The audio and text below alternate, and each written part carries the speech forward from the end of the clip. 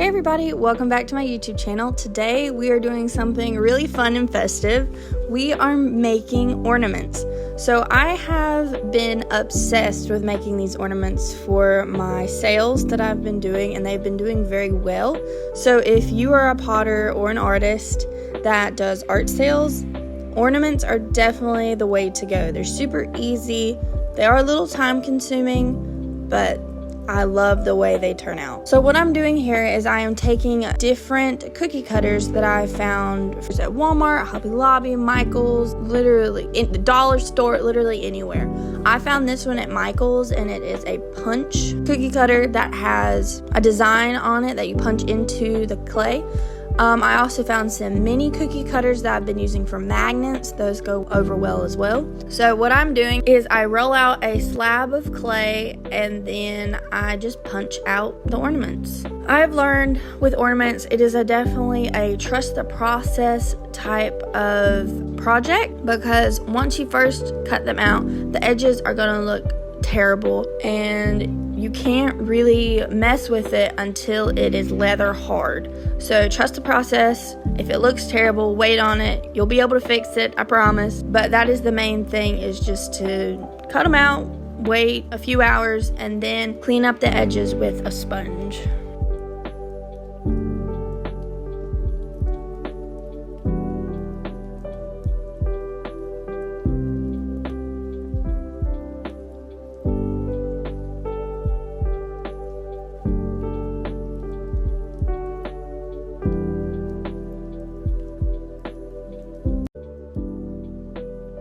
And here's a little fun challenge that I was trying to do. I was trying to use every single bit of clay. So I ended up with a little speck of clay just like that. And I took one of my magnet cookie cutters and that's what I used. And that's the amount of clay that I was left with. So I tried again and I actually got another candy cane out of it, which I thought was kind of funny.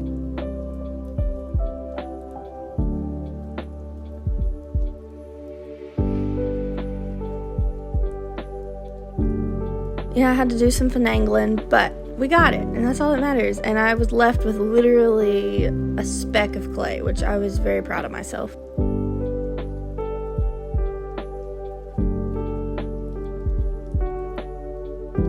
So now it is time. They're leather hard, and it is time to take a sponge and just go around the edges, cleaning them up. And waiting till they're leather hard is definitely the key, because you won't deform the shape of the ornament.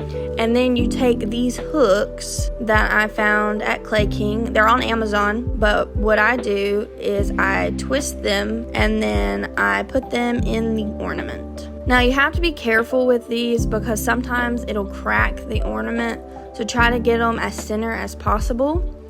And then once you have them in the ornament, I take a needle tool and I push the clay around that hole to fill in the hole so it can hold better.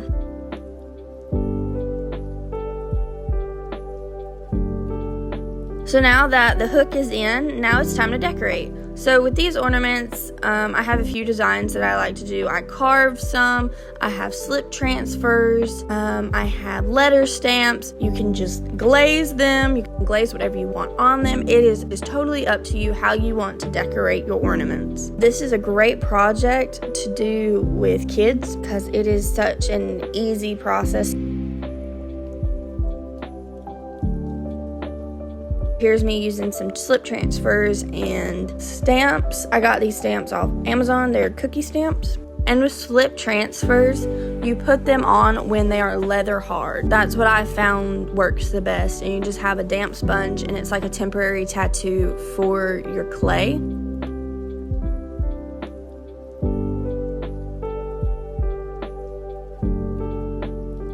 I've made over 200 ornaments and it took me about a month to do. It takes a long time, but I am so happy with how these turn out.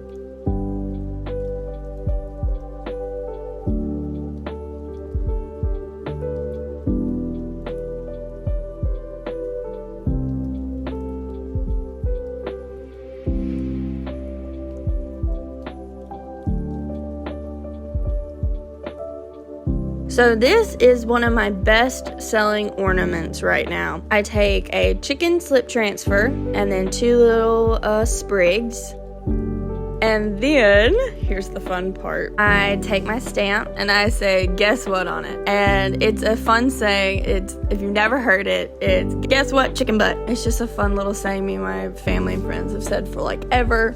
Have any of y'all ever heard this saying before, or is it just a southern thing? Please comment down below. So I had a bunch of orders for them. I had almost over 30 orders for chicken butt ornaments. So I was very grateful that everyone loved my chicken butt ornaments. So thank you to everyone who did order ornaments. I really appreciate all of the support and love. So now I'll be quiet, so sit back and enjoy all the different ideas for decorating ornaments.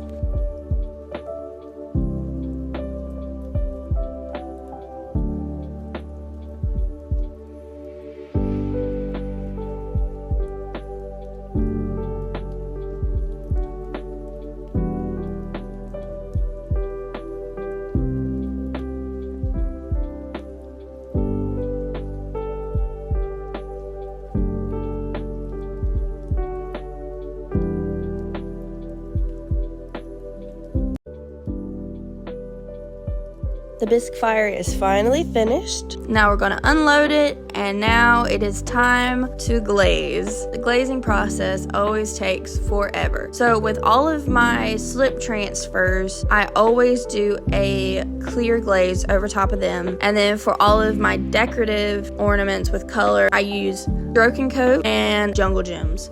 And with Stroke and Coat, you always wanna do 3 coats of glaze.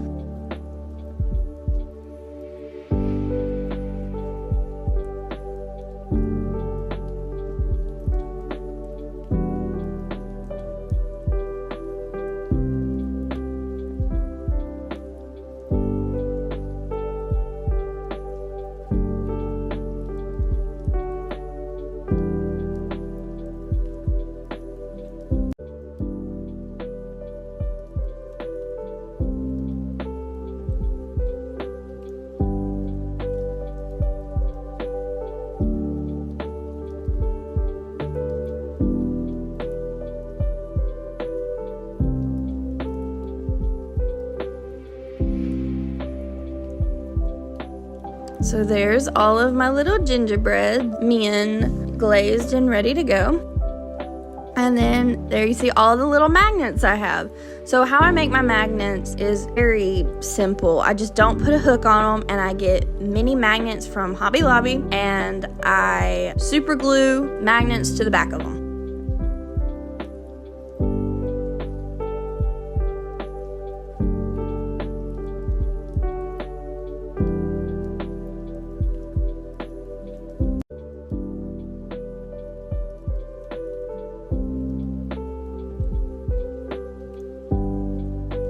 And here we go. We're all done glazing. Time to pop them in the kiln.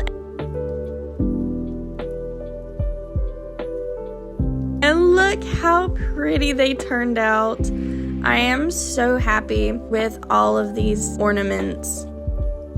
So here's my sale setup for the winter months. I really enjoy sales. It's a great way to get out there and get your product out there. I highly recommend doing them.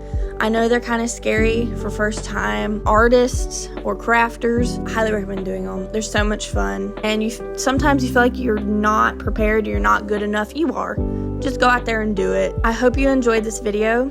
Thank you so much for checking it out. I hope you learned a little something, and I hope you come back for more fun pottery videos in the future. See you later.